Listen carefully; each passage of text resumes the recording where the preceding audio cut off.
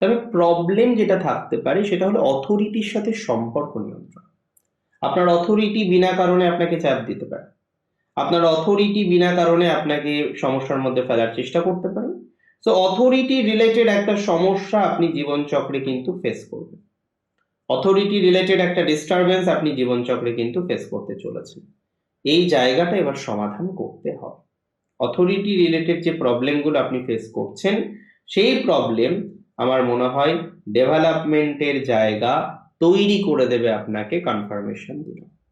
Political জায়গাটা আবার ভালো, তবে পলিটিক্সের শত্রু সবার থাকে। দেখুন, এমন কোনো ব্যক্তি আছে যে পলিটিক্স করে কিন্তু শত্রু নেই? এক্স্যাক্টলি, অনেকেই পলিটিক্স করে, এবং পলিটিক্স করা মানেই কোনো না কোনো ভাবে একটা শত্রুতা কিন্তু জীবনচক্রে চলে আসে।